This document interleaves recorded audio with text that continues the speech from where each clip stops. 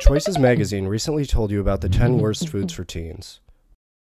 But actually, there are thousands of worst foods for teens. The question is, how can you tell which foods are good and which foods are bad? Good cupcake. Nutrition labels. They're supposed to have all the information I need. Let's take, for example, this frozen pizza I'm about to eat. It's the perfect size for an after-school snack. Let's check the label. The first thing to look at is the number of servings.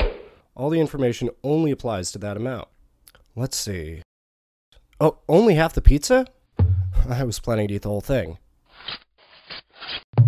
Serving sizes can be really random. For example, one serving of potato chips is usually 15 chips. Who counts out 15 chips? You might also notice percentages next to the numbers. These are called percent daily values, which are based on the government's recommendations. The FDA calculates daily calories for healthy teens and adults at 2,000 calories a day. Highly active women, moderately active men, and growing teenage boys may need closer to 2,500 calories a day.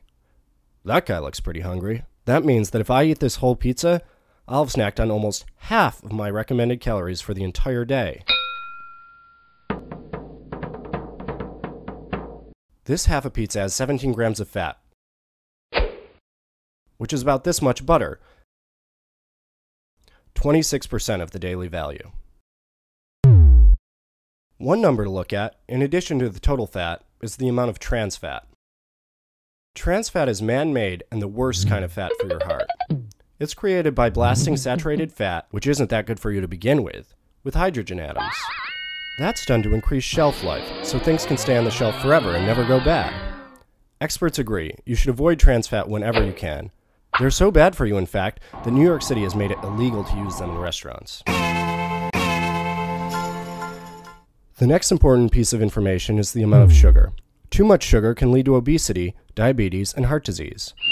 My measly half a pizza has or this much sugar.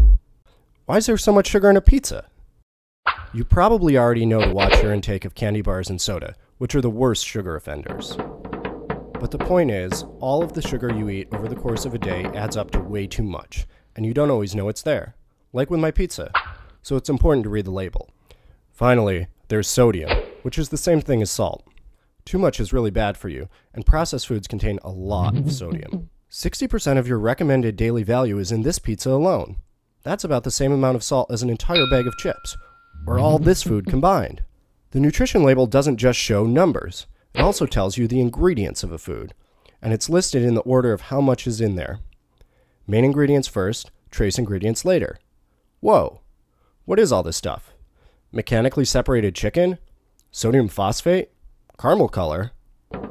If it makes your head spin to think about eating all this stuff that you've never even heard of, remember that anything you make yourself at home is better than processed foods. Processed foods aren't great, but you don't need to obsess over it. You only live once, and food is meant to be enjoyed, not worried about. The key is to only eat the worst foods once in a while, not all the time. And if you're going to eat packaged foods, check the label. Figure out what a serving is. Check the number of calories. Look for fat, trans fat, sugar, and sodium. That way, you know what you're getting, and you can make the best choices for you.